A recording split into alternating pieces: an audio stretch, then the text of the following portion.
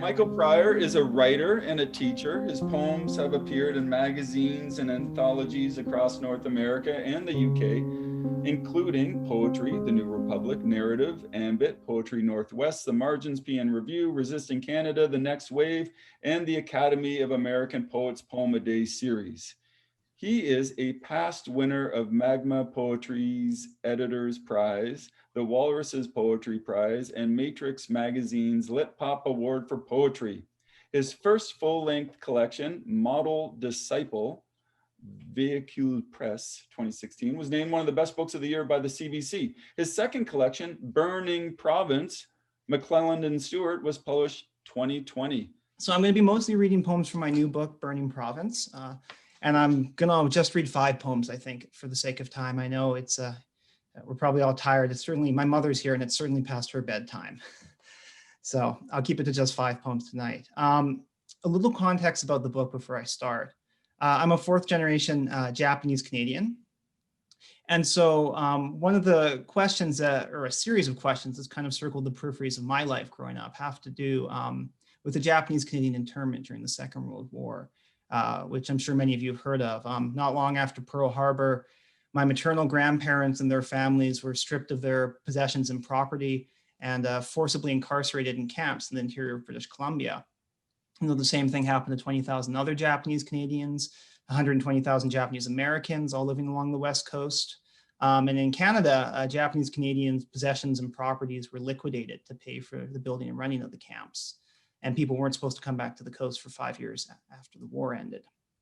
So it really devastated the community. So when I was growing up, my grandparents were very reticent to talk about the camp and their experience of it, but they began to open up as I got older. And so the book focuses a lot on intergenerational memory and cultural trauma. It's a lot about family and a lot about history. So there's a picture of my grandfather's on the right there. This was taken not long before they had to enter the camps. And that's a picture of the camp he was kept in. And you might have driven by it. It's actually a kind of an RV summer cottage community now just outside of Hope called Sunshine Valley. But at the time, it was a series of tar paper shacks. And if you go there now, you can see the RVs lined up where the shacks once were. So the first poem I want to read is an ekphrastic piece. So it responds to a kind of this multimedia project by a Japanese Canadian artist called Kayla Isomura. And it's really this fantastic project she created called the Suitcase Project. And so what Isomura did was she went up and down the west coast of Canada and America and presented 4th and 5th generation Japanese Canadians and Japanese Americans with the original internment orders, giving them, 24 hours or 48 hours notice to pack their stuff. And then she photographed what they packed, what they would bring with them to the camps. And so I encountered this kind of series at the Nikkei Center in Burnaby a few years ago, and it really struck me. There's a wonderful quote from Derek Walcott, his Nobel lecture, where he talks about a poetics that conjugates the past and present tense simultaneously, which is an idea that's long resonated with me and something I think these images are certainly doing. So I wanted to respond to them in some way. So this first poem is called 150 Pounds. And it starts with an epigraph from the BC Security Commission, who were in charge of organizing the internment. Each adult will be allowed 150 pounds, and each child will be allowed 75 pounds of baggage. BC Security Commission, 1942. In some, the luggage lies open like a mouth mid-sentence. In others, closed zippers grimace. What would you have brought? Slippers, a stuffed platypus, a gold watch on a chain, copper pot swaddled in bedding. The hypotheses that thinking can be things, that each decision shrinks the pained mind to the space inside a suitcase. Include lacquered chopsticks, silver forks, a hammer scarred by rust, the orders nailed to telephone poles and doors. Omit what you whispered then, most of what you've seen. I was given 48 hours notice, 24. I passed ice and pines and plains. I rode an iron serpent into the interior beside 400 others. It was humid. It was cold. If pain is remembered to be dismissed, if fear still seeds its rotting forest, this is a gardener's trowel, a blue skein of yarn, a violin, a ukulele, a ukulele, a ukulele. This is a porch light flicked on and off an abscessed night. These are pear blossoms falling on the driveway like footprints in black ice. Memories, river stones metamorphic and worn. How many might an able-bodied individual carry through livestock stalls and mud, into a bus, a train, into a tiny uninsulated shack? Most say the same. It could happen again. It is happening now. I couldn't make room for a dogless collar, a houndstooth scarf, a steel urn packed in styrofoam, a letter recording blood's divisive fractions. My father would not have come. My mother, my stepsister, my brother. What matters is not what you bring, but what you keep. She was there. He was too.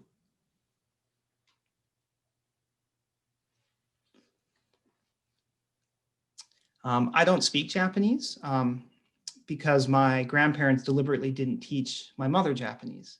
They wanted her to assimilate and become a model Canadian.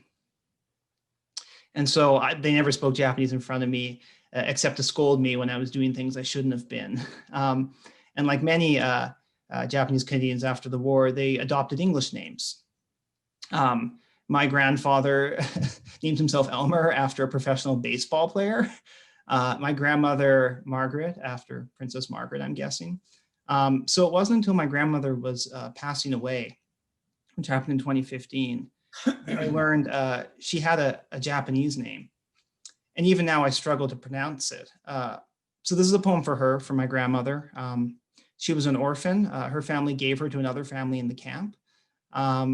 And after the war, her kind of step-parents sort of abandoned her, and she worked as a nanny and as a cleaner in the houses of white families in the Vancouver area, so that she'd have somewhere to live while finishing high school. So two other things about the poem. There's a phrase in here, shikariganai, which I think is a very common expression among my grandparents' generation, and it means it can't be helped. Another way of reading it is the past, and we have to kind of look towards the future. And there's a phrase, no Japs from the Rockies to the sea, which was an actual slogan coined by a politician, and that was chanted at like anti-Japanese rallies after Pearl Harbor in BC. So my pronunciation was wrong. She said, forget the dishes, and he hit me with a wooden spoon until I bled.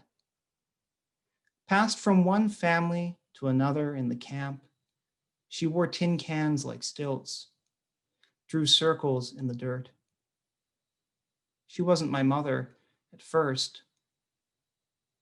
Terrible at blackjack, Texas Hold'em, her stepfather sent letters frantic for cash, each written in a different hand.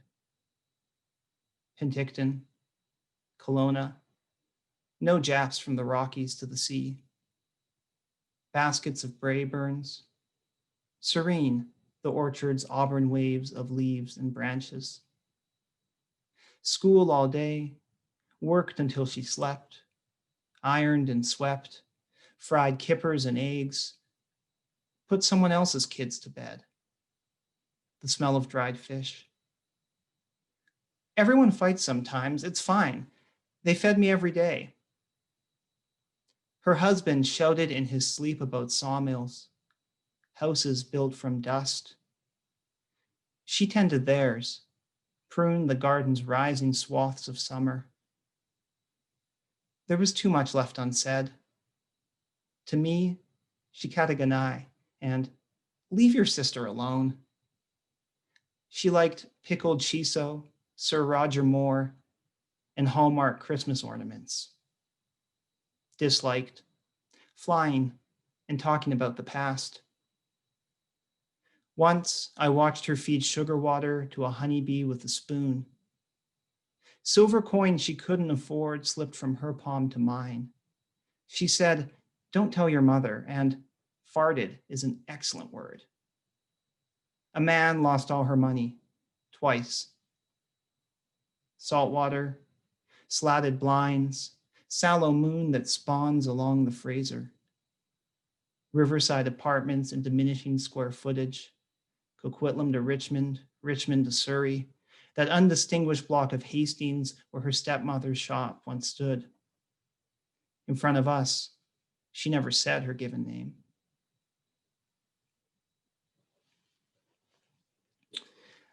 This is another elegy for my grandmother. We were very close. She raised me while I was growing up. And I remember when she was dying, it was in 2015. And so there were, like in 2017 too, I think, a huge number of forest fires burning in the interior. And I'm sure we all remember, those of us who are Vancouverites or from BC, like how the air quality was and how the sky changed colors.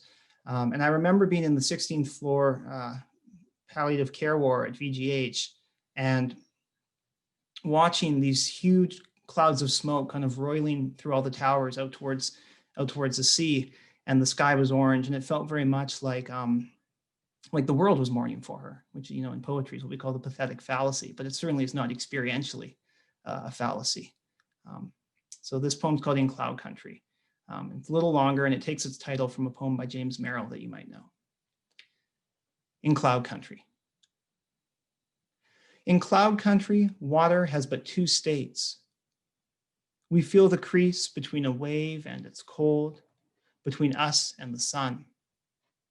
In cloud country, your mind settles its mist across the TV's broken screen, the IVs tape labels, the metal rungs strung along the bed frame like ladders into a hidden room. Here, Kyushu is a doorway left ajar, a nightlight shadow shift. Here, we admit ourselves the paper's ninth and impossible fold. The way we say hello, meaning hold on a little longer, or I don't know, meaning it's true. Errant cells spill like sea salt over the corridor's mirrored linoleum as we shuffle from floor to floor, and you live long enough to see your glasses return to style, your plaid shirts, your knit cardigans. Within our borders, your hair frays cirrus into sky, while that bride, so serious in every photo, never had to be you. Drowsy, draining through a plastic tube, in cloud country, you say, that was also long ago. Each closet, a mossy gate, each wormwood cabinet, a cabin dissolving in your nowhere backwoods, where the plural is story, the singular skin, and the notice stapled to the door does not make of one face many. Was there ever a quiet street, a pink bungalow, a trio of hunched maples, a cup of cooling sencha waiting in this nation for you? In cloud country, you say, it feels like I'm being eaten, and choke down spoonfuls of ice cream, lemon jello. We thicken your water with powdered bone. In cloud country, the horizon doesn't sever the sky, but spills upwards, a helix of white smoke, burnt leaves. While the fledglings in our chest bear no desire to leave the nest or rot to barbed wire. At this latitude, the textbooks declare the heart an uncracked robin's egg, the mind a clever mockingbird's, and every morning is the morning you showed us the bitterns, curtained by bulrushes, towering in their sleep. You closed our eyes as we passed the one broken on the boulevard. It is here that you promised to reveal how to uncrimp each beak from its paper bud, how to unfurl each wing with the perfect pressure of fingers not yet talons, veins not yet tunnels of wind and sleet.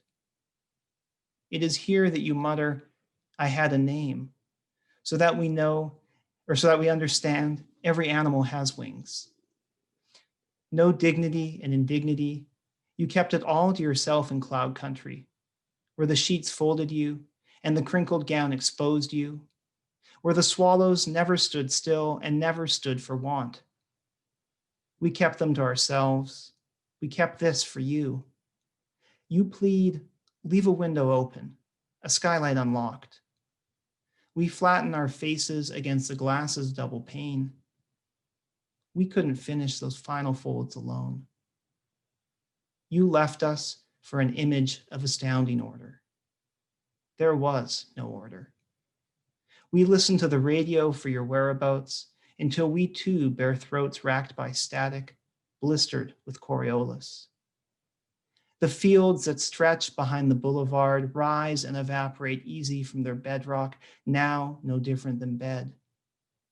In cloud country, it rains newspaper cranes. It cries Fujita scale. It hears your tectonic mumble merge with ours. There is no scale for now and then. You are the paper's 103rd fold, the nebula's gauzed edge. In cloud country, you say, thank you. We say, thank you.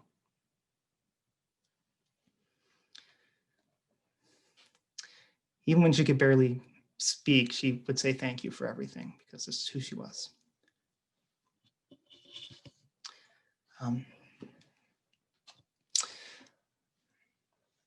Two more poems.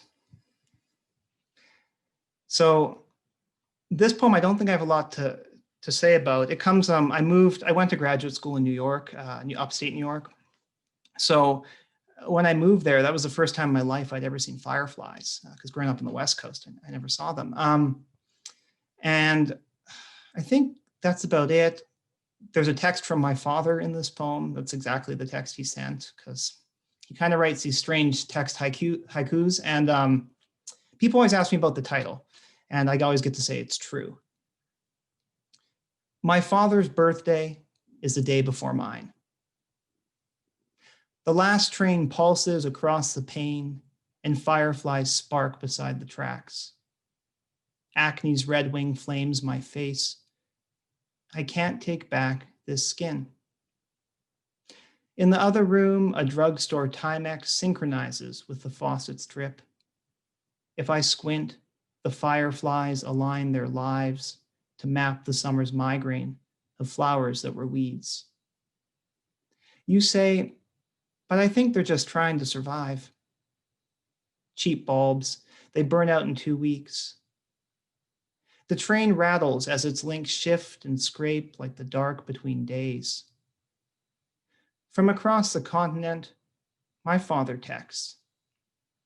Your mother hiked halfway up the hill behind the cabin, a graceful mountain goat. Is this love?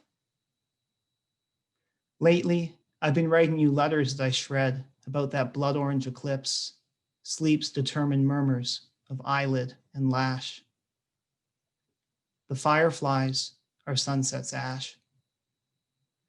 I realize I have no means by which to make you a present of the past, where my father once cowered behind the June sunflowers, bloodied by the dog chain his father had swung, not at his son, but at the fear of being left without one. The fireflies stutter like an apology. I would be lying to you if I didn't admit I love them.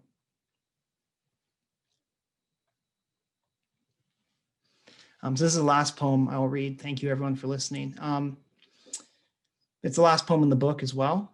It's a poem about family and memory and love. I suppose it's the closest thing to a love poem I'll ever write. And it starts with an epigraph from Kenko, the medieval Japanese monk, who wrote a really fascinating series of zuitsu, kind of associative essays and fragments called Essays in Idleness. So wakeful things. You should never put the new antlers of a deer to your nose and smell them. They have little insects that crawl into the nose and devour the brain. Kenko. Essays in Idleness. Consider that the insects might be metaphor, that the antler's wet velvet scent might be Proust's Madeleine, dipped into a cup of tea, adorned with centrifugal patterns of azalea and willow, those fleshing the hill behind this room, walls wreathed in smoke and iron, musk of the deer head above the mantle. He was nailed in place before I was me. Through the floorboards, a caterpillar, stripped from its chrysalis by red ants, wakes as if to a house aflame. Silk frays like silver horns, like thoughts branching from a brain. After the MRI, my father's chosen father squinted at the wormholes raveling the screen and said, "Be good to one another. Love, how inelegantly we leave, how insistent we are to return in one form or another. I wish all of this and none of it for us. More sun, more tempest, more fear and fearlessness, more of that which is tempered, carved, and worn, creased into overlapping planes. The way I feel the world's aperture enlarge in each morning's patchwork blur of light and color, while I fumble for my glasses beside the bed, lenses smudged by both our hands. When they were alive, those antlers held up the sky. Now what do they hold? Thank you. Someone is asking about the stuffed platypus. Oh, The stuffed platypus, it was an actual detail from one of the images, Isomura's images. So were the proliferating ukuleles. There are a lot of ukuleles that people would have brought with them. Michael, I wanted to ask you a little bit. I mean, you've traveled around with your schooling, and now you're in Minnesota. And I don't want to jump ahead here, but it seems to me like you're a person who really, when you situate yourself somewhere, that you take in the situation around you, right? So probably when you went to Toronto, you saw what was going on. When you went to Cornell, you saw what was going on. And now you're in Minnesota, you saw what was going on. How often do you write notes about what's happening around you, or when do you decide to write a poem about your place? I mean, I'm always keeping notes. I tell my students all the time that they should be keeping a notebook, right? Because we live in this age where we're so bombarded with sensory information and language. And, you know, if anything sticks out to you among this constant bombardment, then it's valuable. It's revealing something about who you are and where you are in the world. So I always keep a notebook, and I'm always jotting things down or keeping notes on my phone. Someone in the chat asked about research. And so I mean, part of this book is the idea of place and displacement. And I felt very, you know, I was in Vancouver where I grew up for 23 years. And I moved to Toronto for a couple of years, and I moved to Ithaca, New York. And now I live in the Twin Cities. So it's been constant moving. And I think the book is interested in the ways in which certain places overlay often in the imagination. There's a poem about seeing Vancouver in upstate New York. There are other poems about what it is to imagine the internment camps where they were, which are now, like I said, obviously not camps anymore. And like there was a lot of travel for research too. So I went back and forth between Vancouver and Toronto, Vancouver and Minnesota, Vancouver and upstate New York. My first book ends with an 18-page blank verse poem about going on a road trip with my grandfather to all the internment campsites in British Columbia, a 2-week road trip, which we did together. And it was a really powerful experience. So I've also done lots of archival work and, of course, talking to my family members. Yeah. Margaret has a question in chat. Was Michael's grandmother able to hear some of his poetry? She was not able to see either of my books. She passed away not very long before the first one was published, but she did she did like keep track of like my publications when I was starting out and stuff. After she died in her apartment, I found a folder, and she would Google my name and then print out the search results.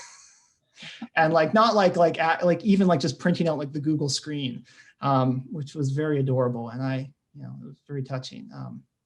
So I don't know, she's not a poetry reading person, but she was a reader, a big reader. She read to me a lot as a kid. I have a question about the poem about your grandmother when you were in the VGH and you're seeing the smoke beside you, and then your grandmother on the other side. And I saw how you were touched by that as you were reading, and I'm guessing you've read that a number of times.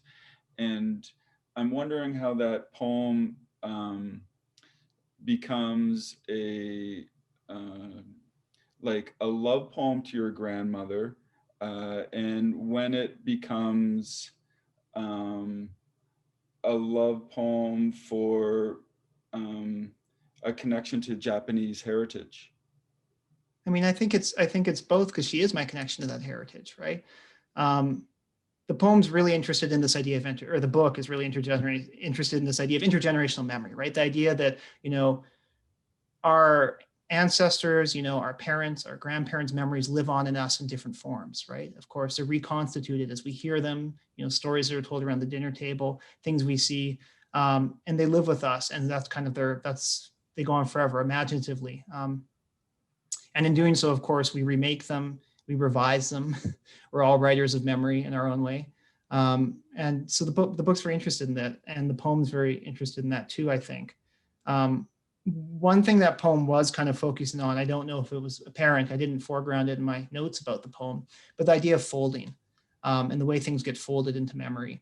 The poem folds images. It uses anaphora as a kind of, the repeated words as a kind of like folding mechanism. And of course, there's origami in the poem, because that's something I used to do with my grandmother, who would sit me down and make me fold paper animals so I didn't run around the house destroying stuff. But the whole book in some ways is an attempt to like suss out the parameters of my relationship with them and my parents, and what it means to be Japanese Canadian, to have that kind of hyphenated identity. At a time when, the majority of Japanese Canadians of my generation are mixed race, right? There's even a documentary about it, how my mother's generation, I think it's over 90% of people are in interracial marriages. So what defines Japanese Canadianness in that context? And how do these memories stay alive, right? Because I think it's important to keep them from ossifying into history. Mm-hmm. And, it's interesting. I was telling a colleague about you, and she's like, oh, I know him. And because she's of Japanese heritage, and she's recently been doing a lot of art and poetry about Greenwood, about up in Lillooet, different areas. And she has a fascination not only for